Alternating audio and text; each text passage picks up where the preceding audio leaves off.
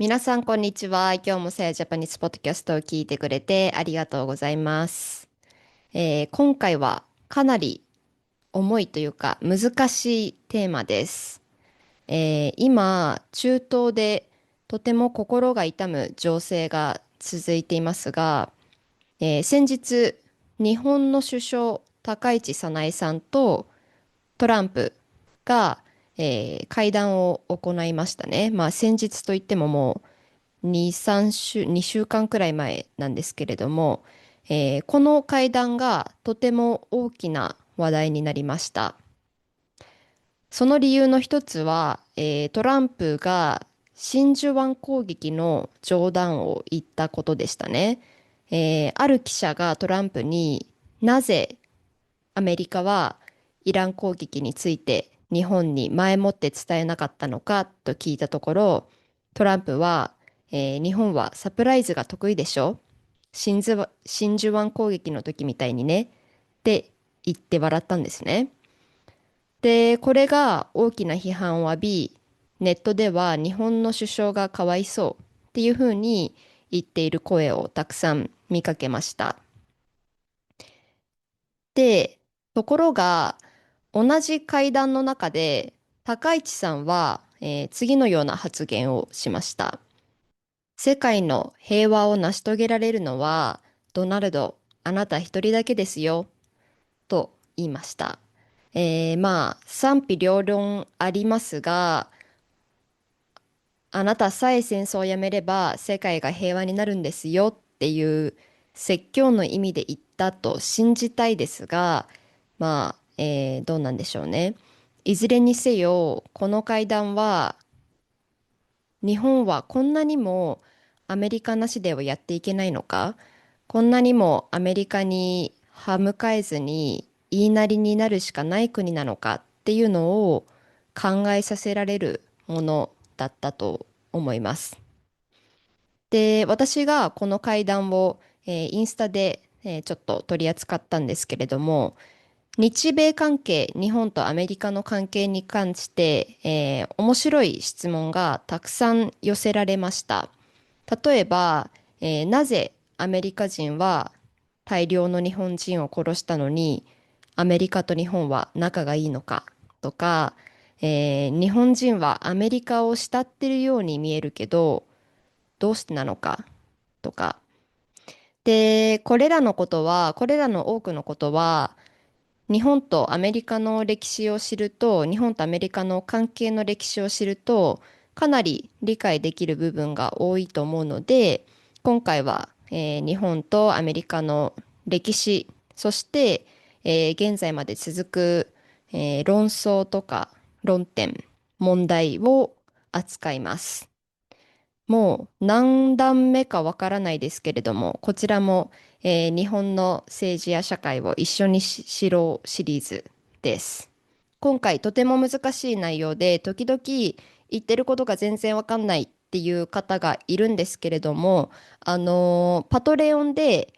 トランスクリプト、日本語のトランスクリプトと英語の翻訳を PDF で見ることができます。PDF でダウンロードできるので、始める前にもしよかったらそこでダウンロードして、それを見ながら、聞いてみてください。このエピソードを作るにあたっていろいろ調べたり、勉強したんですけれども、勉強すればするほど、どんどん見方が変わったり、新しい考え方があったり、疑い始めちゃったりするんですね。なので、まあ、前半はなるべく歴史にフォーカスを当てて、事実に忠実な説明をします。で、後半は皆さんから寄せられた質問に私自身の意見とか見方も含めてお伝えしますが、ちょっともう本当はもっともっと勉強してからお伝えしたかったんですけれども、これキリがないなと思って、とりあえず今まで私が知っている限りで、お伝えしようと思います。で、これはあくまでも日本語学習向けのコンテンツでもありますから、なるべく簡単な言葉を使います。で、まあ皆さんもご存知のよう、歴史とか社会問題って、まあ一つの表現では言い表せないくらい複雑なことばっかりなんですけれども、今回ちょっと毎回毎回簡単に言うとか、これはただ一つの見方なんですけどっていうのを毎回言ってると、とんでもないことになってしまうので、もう最初に言っておきます。これはたくさんの見方がある中で、一つの見方のお話で、もっと複雑な内容を私はなるべく簡単に言っていますので、そこはちょっとすべての、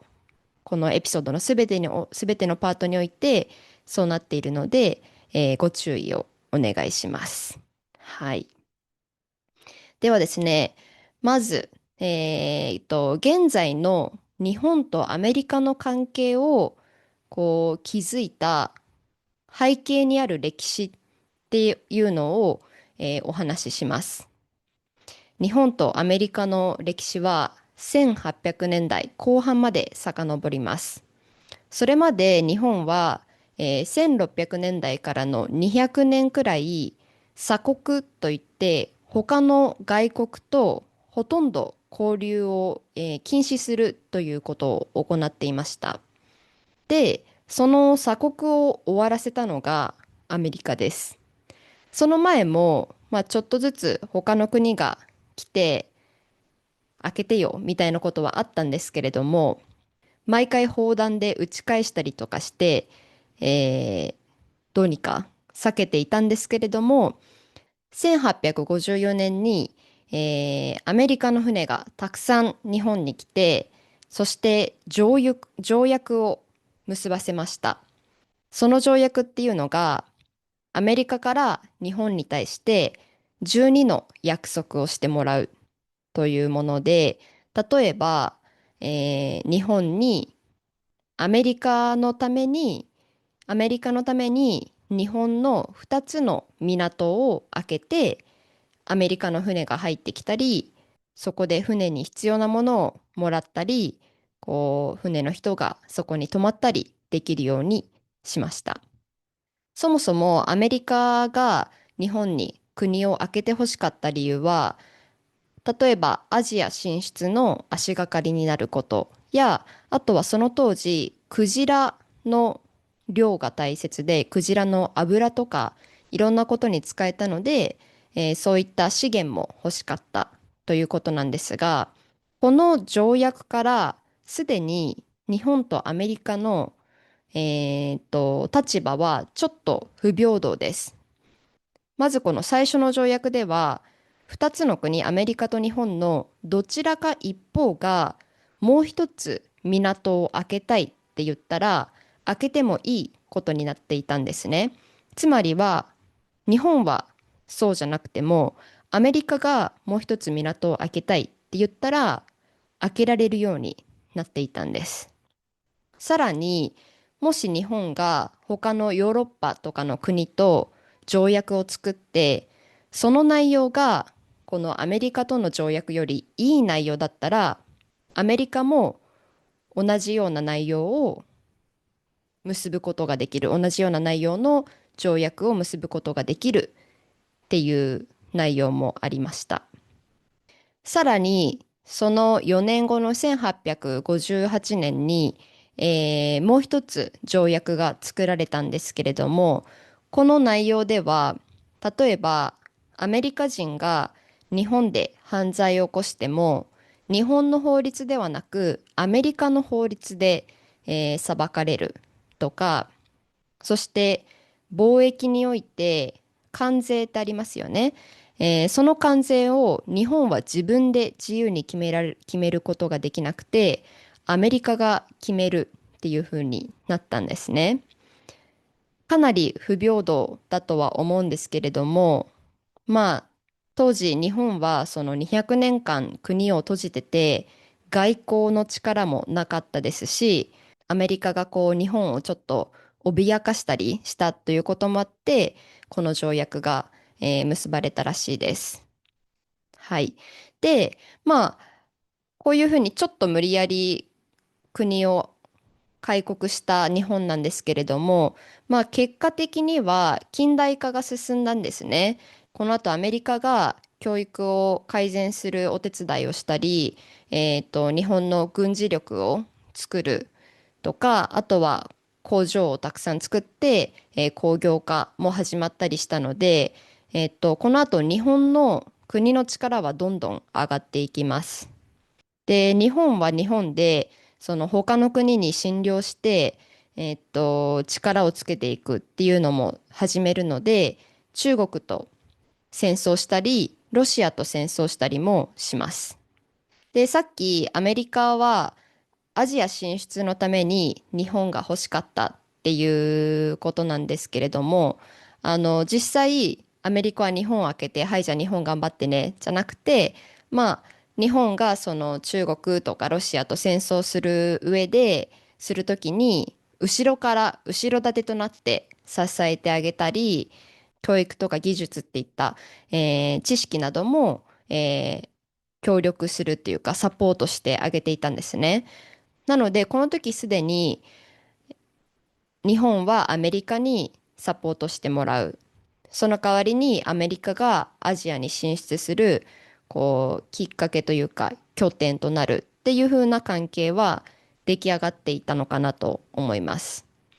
ただ、皆さん知ってるように、アメリカと日本は戦争もしましたね。このアメリカと日本の関係が変わったのは、1920年代です。この頃日本はさっき言ったように中国とかロシアと戦争したりして、どんどん、他の国に侵略して植民地を作ったり占領をしたりしていたんですね。ただアジアでこういうことをしていたのは日本が最初ではなく、アメリカとかヨーロッパのフランス、イギリスとかがもともとアジアをもうどんどん植民地化していったんですね。で、そこに日本も自分も頑張ろうみたいな感じで、追いつこうとしている感じでした。ちなみに、第一次世界大戦中は、日本はイギリスとかフランス側で一緒になって参戦していました。ヨーロッパで戦ったりとかはしていないんですけれども、東アジアもしくは東南アジアにある、例えばドイツの植民地とかを、占領したりしていました。で、第一次世界大戦後は、国際連盟に加入します。なのでもうこれで結構その世界の大国の仲間入りをしたという感じです。で、1920年代の初めの頃に、今ではちょっと考えられない話ですけれども、その大国の中でアジアを占領したりする上で使える武力とか、まあしていいことしちゃいけないことを決めようっていう会議が開かれたんですね。で、そこでなぜかアメリカとイギリスはこう武力をたくさん持ってて、日本とか他の国はもうちょっと少ないっていう不平等なルールが、作られたんですね。で、まあ、これも一つのきっかけになって、日本とアメリカの関係って少しずつ悪くなっていきます。簡単に言うと、これまで国を閉じていて、外交力とか貿易もほとんどなかった日本が、えー最初はアメリカとの不平等な、条約にも黙って同意とかしていたんだけど、近代化も進み、植民地化とかも始め、だんだん力をつけ、アメリカの力にちょっと追いついてきて、そしたら今度は、アメリカがライバルになってきた感じですね。で、さらに日本はここから、どんどんどんどんその帝国主義、他の国に入って、えー占領して資源をもらったり国力をつけるっていう帝国主義を強めていき、周りの国に止められたら、やめるではなく、勝手に進んでいくっていう、孤立路線に、なっていきます。例えば、中国に勝手に国を建てたり、国際連盟を抜けて、そして日中戦争、日本と中国の戦争も、始めます。で、なぜこんなに頑張っていたかっていうと、まあ、それはお金のためですよね。日本って第一次世界大戦中は経済がすごく良かったんです。というのも、第一次世界大戦中はヨーロッパはヨーロッパで戦争ですごく忙しくしていたので、その間に日本は貿易の、スキルを上げたり、アジアで力を強めていたんですね。ところが、第一次世界大戦が終わって、ヨーロッパがアジアに戻ってくると、どんどん経済が赤字になっていきました。で、じゃあこれをどうにかするためにって言って、他の国に行って領土を増やす作戦をやっていたわけですね。で、さらに、さっき日本と中国が戦争を始めたって言ったんですけれども、最初はパパッと終わって、もう中国を自分のものにできると思っていたんですけれども、中国って大きいですし、中国だけと戦っていたというよりかは、その後ろにフランスとかイギリスっていった大国もいたので、まあ意外に中国強くて戦争がなかなか終わらず、お金もどんどん足りなくなっていたんですね。で、さらに第二次世界大戦が始まった時に、日本は、ドイツとイタリアと同盟を組んだんですけれども、このことに対してアメリカは怒って、経済制裁をしました。当時日本は石油の7、80%をアメリカから輸入していたので、これを止められるともう日本はすごい大変ですよね。で、じゃあ東南アジアから石油をもらおうと思ったら、その東南アジアにはすでに、フランスとかイギリス、オランダが、占領しているので、それも無理になったんですね。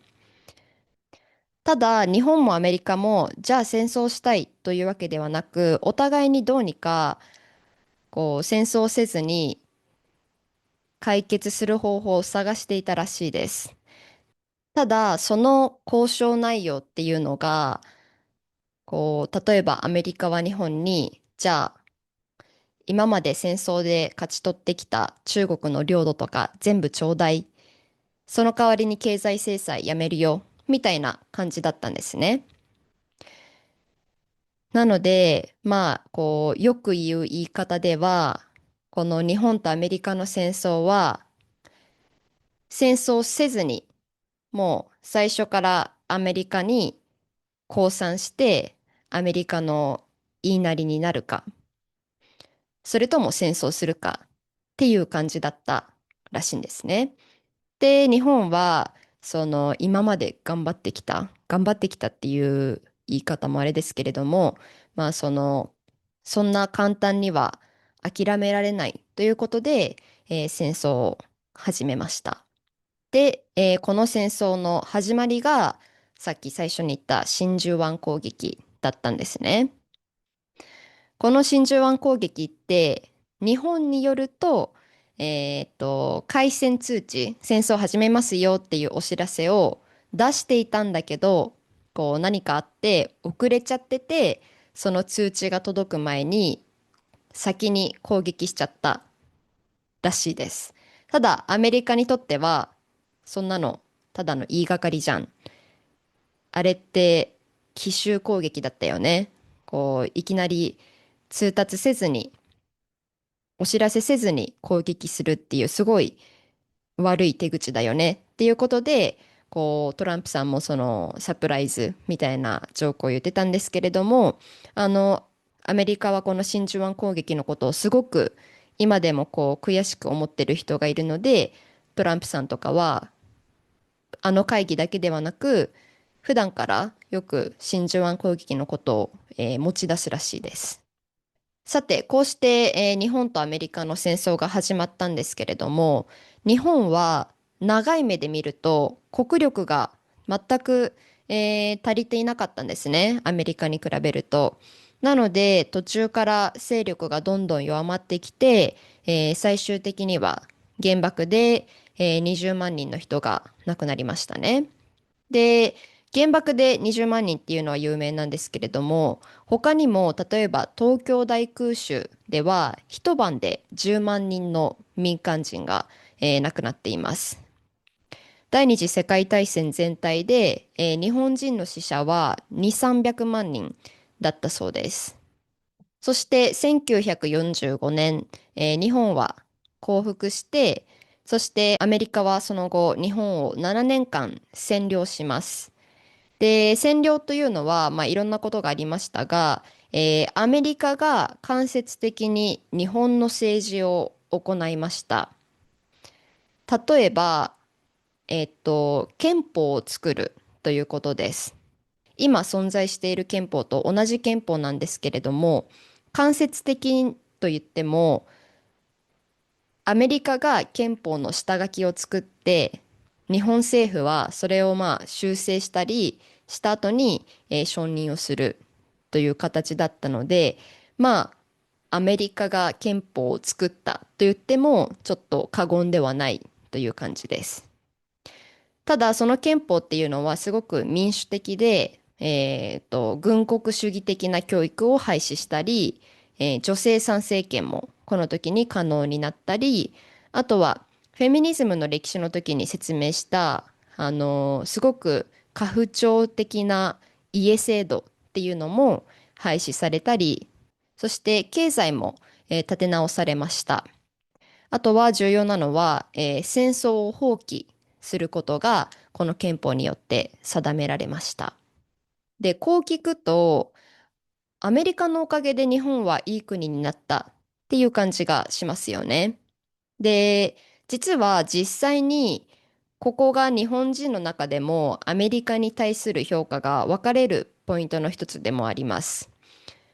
日本国憲法ってすごく民主的で、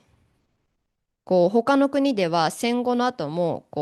人々が運動とかをして作り上げた、例えば参政権とか何かをする権利っていうのが日本では1945年の後の数年間で一気に実現するんですね。だからこの民主的な日本国憲法を守りたい、戦争をしない日本国憲法を守りたいっていう人と、事実上はアメリカが作ったものなんだから変えたい、日本独自のものを作ろうっていう人がいますし、あとはその原爆とか多大な被害を被った日本なので、強く反省して戦争はもう絶対にしない方がいいっていう見方と、戦争放棄ってアメリカが日本に二度と歯向かえないようにしただけだよね。自分で自分のこと守らなきゃっていう見方もありますし、さらに戦後の日本の経済回復って奇跡的って呼ばれることがあるんですけれども、これも実は戦後日本がその軍隊とかを作り直さなくてよくて、そのアメリカが後ろにいたので、安心して経済回復に集中できたからっていう見方もあるんですね。いずれにせよ、このような歴史があって、アメリカに軍事的に、そして経済的にも守ってもらう日本。そして、日本をアジアの拠点にするアメリカっていう、対等とも仲がいいともちょっと言いにくい、日本とアメリカの関係が、出来上がりました。皆さん、ここまで、どれくらい理解できましたか？今回かなり難しい言葉が多いと思うんですけれども、こういったことを実際に自分も話してみたいなと思う皆さんには、いいお知らせがあります。私が経営するさやジャパニーズスクールでは、1対1のオンラインプライベートレッスンを、提供しているんですけれども、最近新しい先生が入りました。幸先生って言うんですけれども、幸先生の授業は結構ディープなディスカッションとか、会話練習で、人気があります。私が作ったポッドキャストの、トランスクリプトを元にして、それを一緒に議論するっていうような授業もしているので、もし皆さん政治の話だけじゃなくても、メンタルヘルスとか社会問題とか、もしくは自己啓発的なこととか、そういうのをもっと話せるようになりたいなと思ったら、ぜひトライアルレッスンでそのことをお伝えしてみてください。幸先生とのトライアルレッスンは、sayajapanese.com のウェブサイトで、ウェブサイトから、予約することができます。キャプションにリンクを載せておくので、よかったら幸先生のプロフィールを、見てみてください。では、ここまで、戦前の、歴史をお伝えしてきたんですけれども、ここからは、戦後から現在までは、もちろん日本とアメリカの間にはたくさんのことがあって、たくさんの変化があったんですけれども、そのさっき言った関係、日本とアメリカの関係っていうのは、だいたいこんな感じで続いていきます。で、この日本とアメリカの、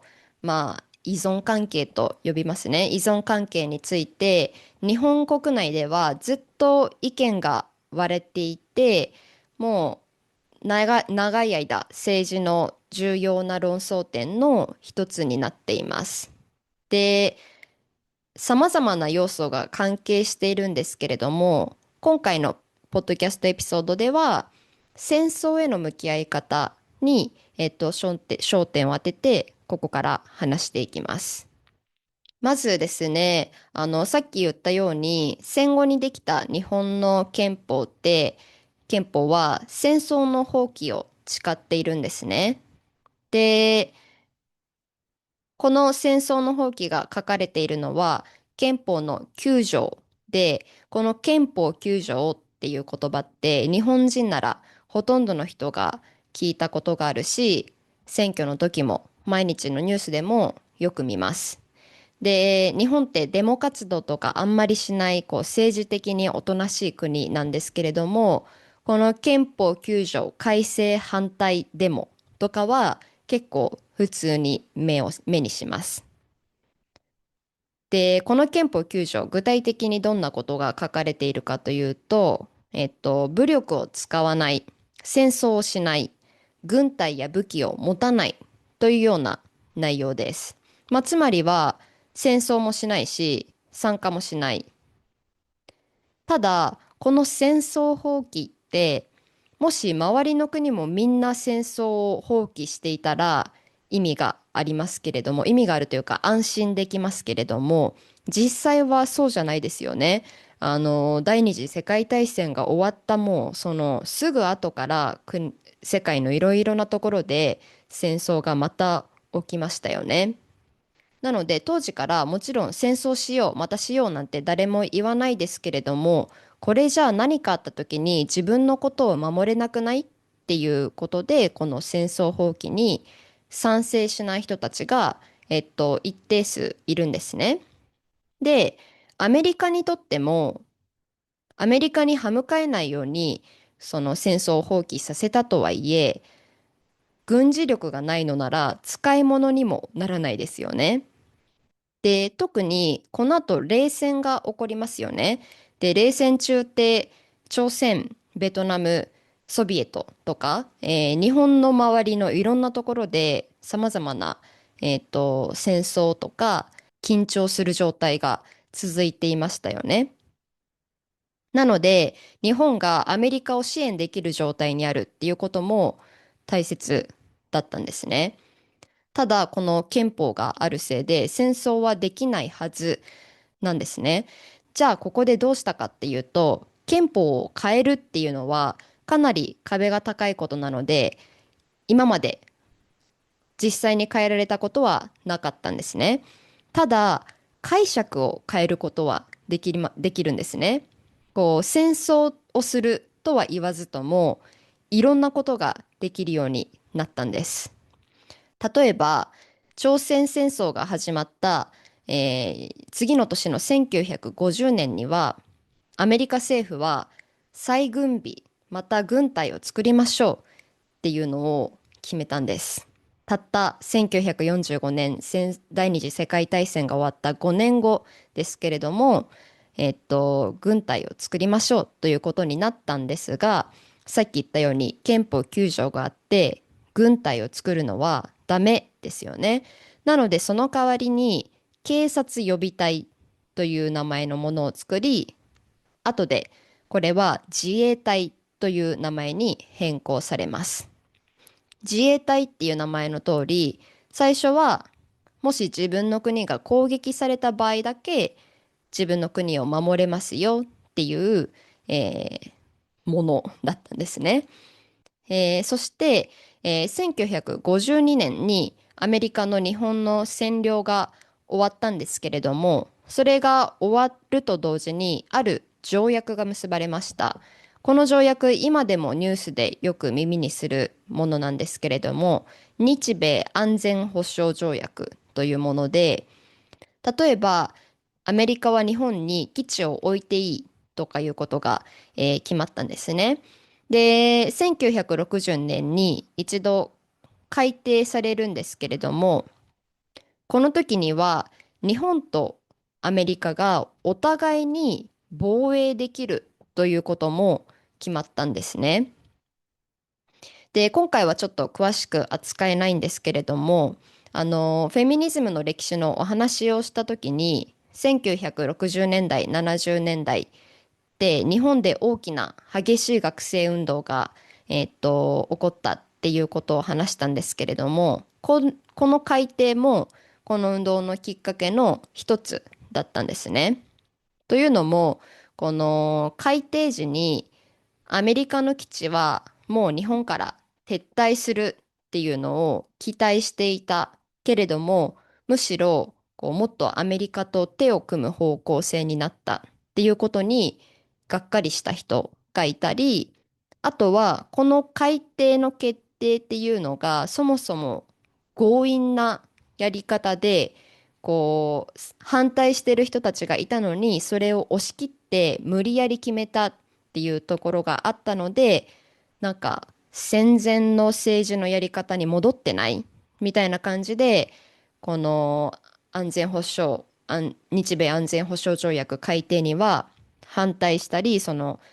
政府に反対する人たちが、たくさん増えたんですね。まあ、もちろん他にも世界的な共産的な運動とか反戦運動とかが、学生運動の中心だったんですけれども、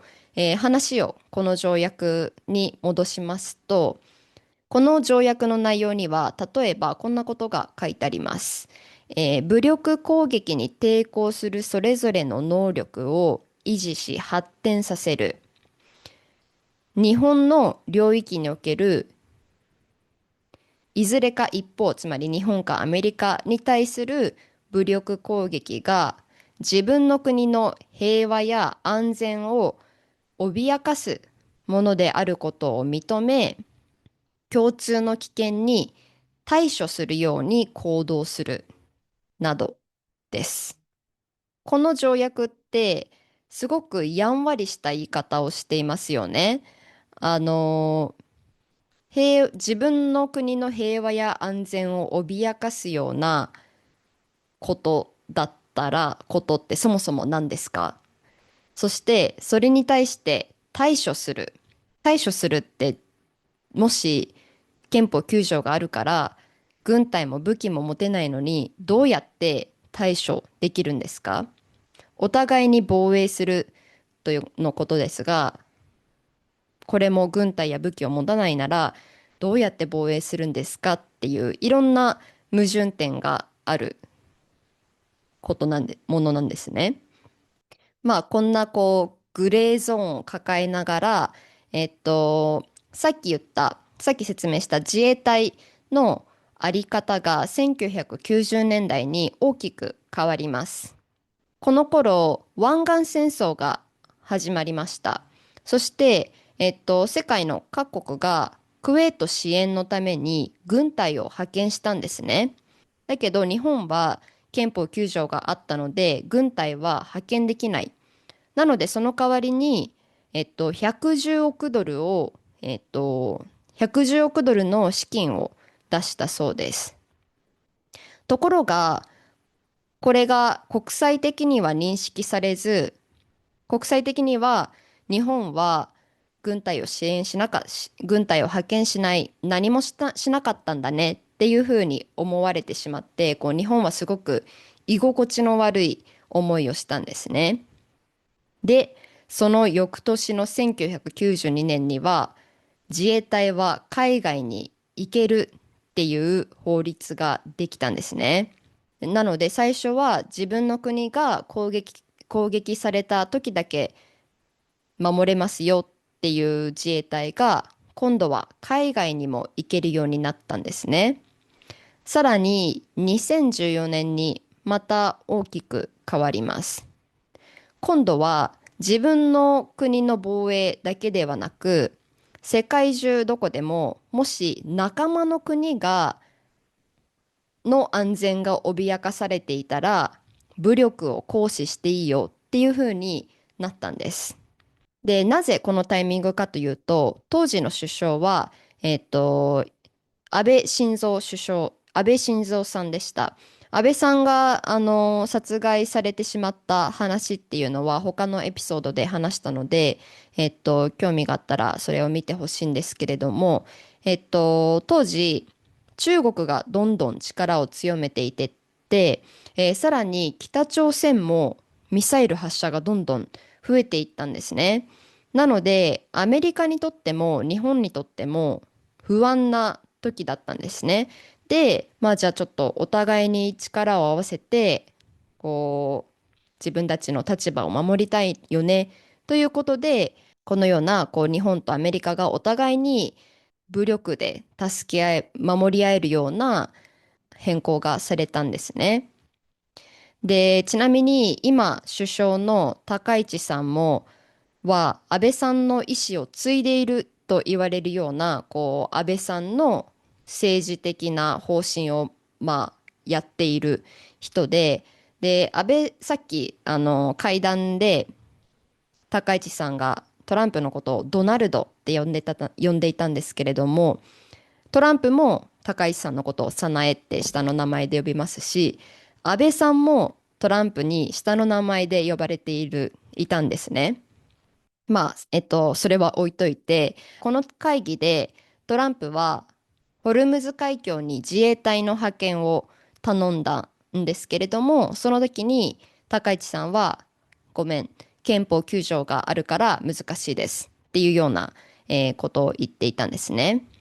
で、ちなみに彼らが属するこの自民党っていうのは、もともとこのアメリカ主導で決まった憲法を改正しようっていうことで、っていうのを基本方針としていたんですけれども、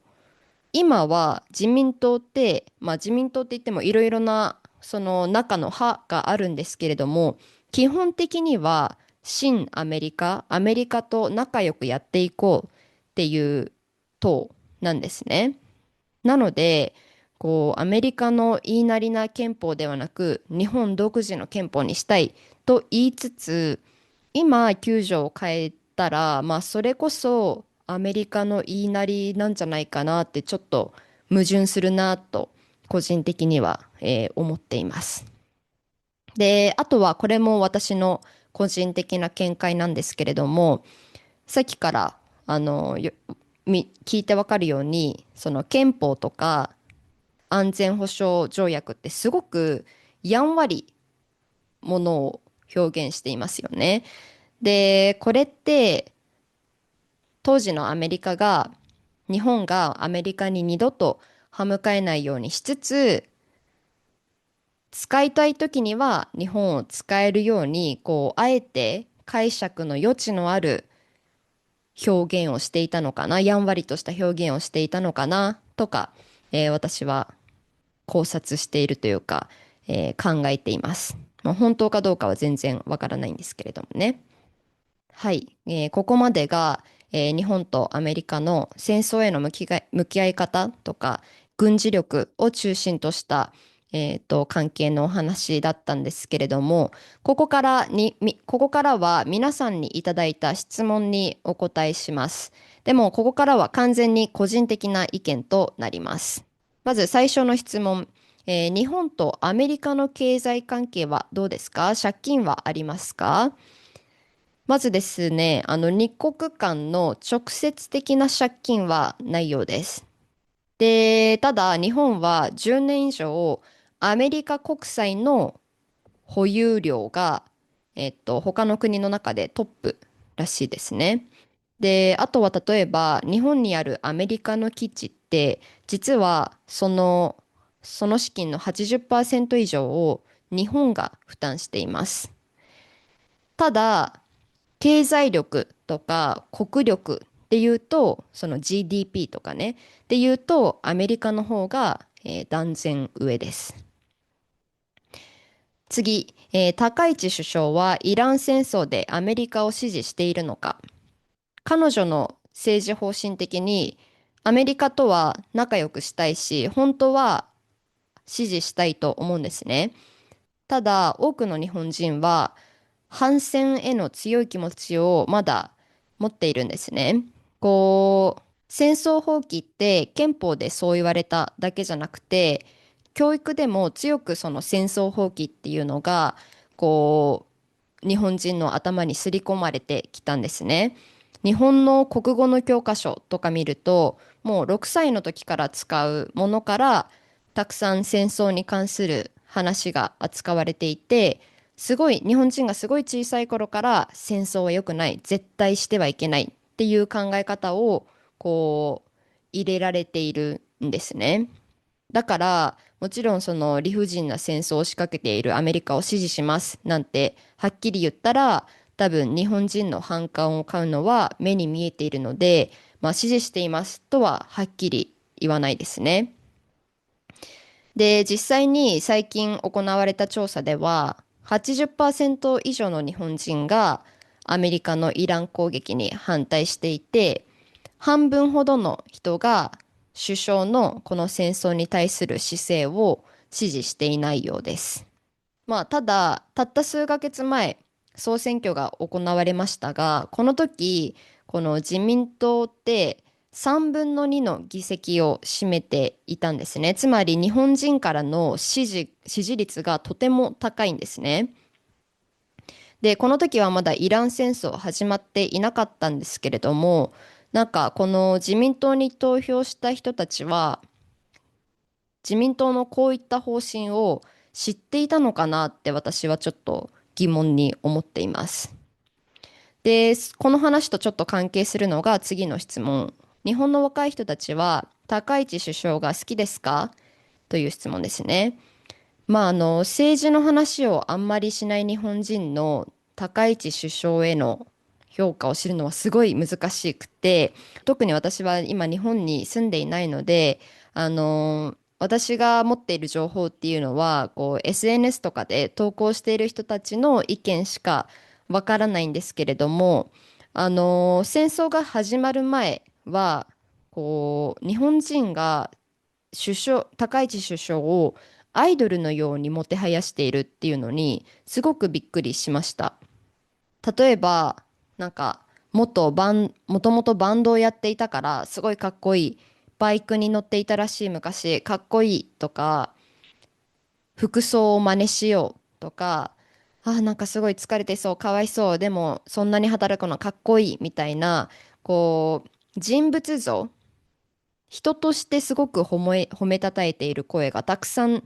見れたんですね。まあ特にその日本で初めての女性首相だったっていうこともあって、すごいかっこいいかっこいいみたいな感じでみんな評価していたんですけれども、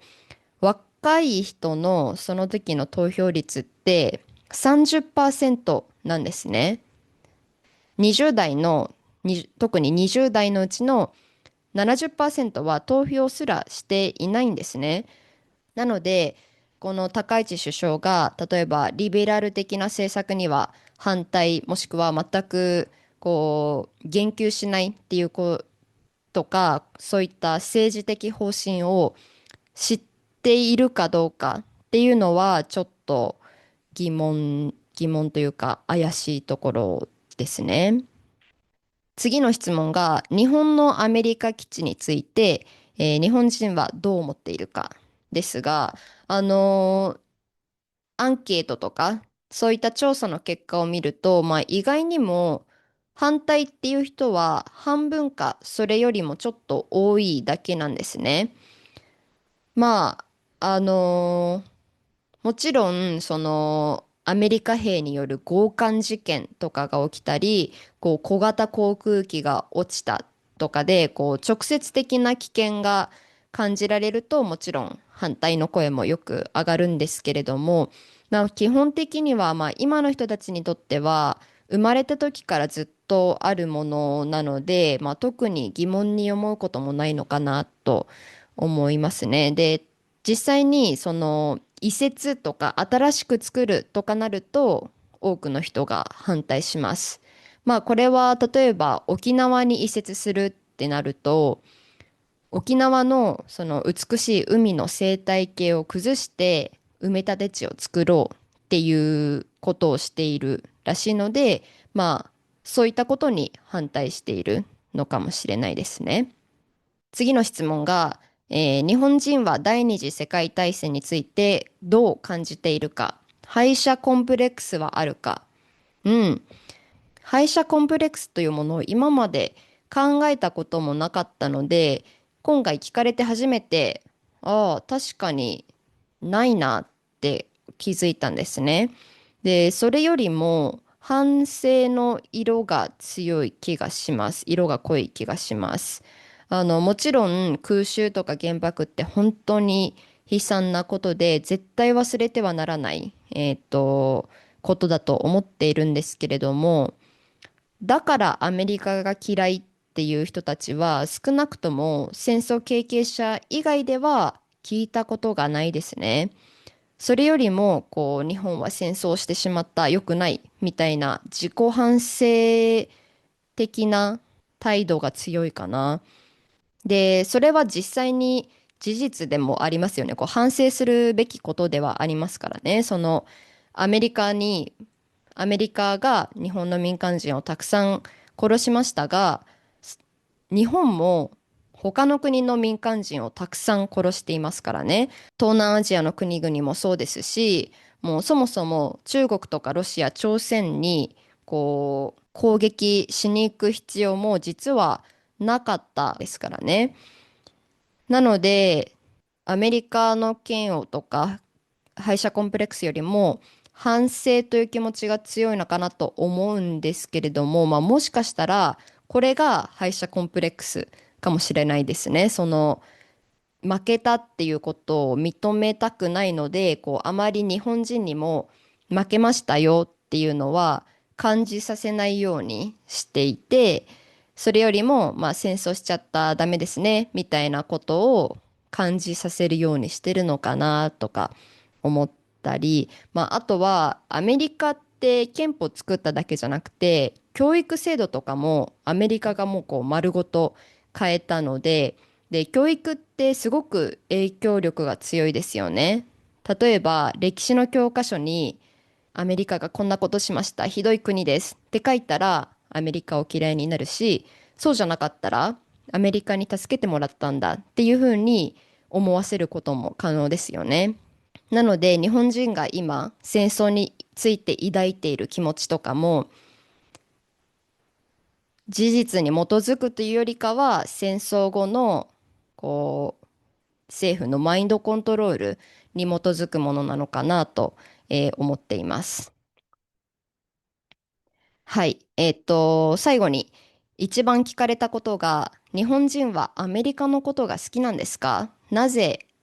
アメリカの言いなりなんですか？ということなんですけれども、まあ、今回お話ししたことを考えれば、安全保障体制的にアメリカに依存しているから、まあ、政治レベルではアメリカと仲良くしていないといけないっていう状況っていうのが一般的な理解ですね。まあ、経済的にはそこまででもないとしても、アメリカに守ってもらわないといけないっということですが、私は個人的になぜそんなに安全保障体制が大事なのか理解できないというか、そんなに日本って危ないのかなってちょっと理解しきれていないんですね。まあ確かに中国、韓国、北朝鮮、ロシアとのニュースって日々絶えないんですけれども、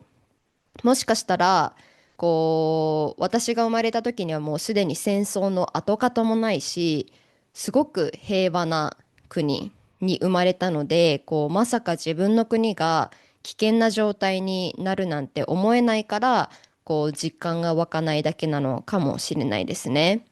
でもなんかこれは考えすぎかもしれないけど、なんかアメリカが日本をうまく利用するために、あえて中国とかの仲を悪くさせているのかなとか、ちょっと疑ってしまいますよね。あとは日本の政府って戦後81年のうち、76年間は自民党が与党なんですね。なのでほとんど自民党が政治をやっているので、この自民党が与党じゃなくて他の野党が政治をやっていたら、日本とアメリカの関係って変わっていたのかなっていうのはちょっと疑問に思っていることです。で、日本人はアメリカが好きなのかという質問ですが、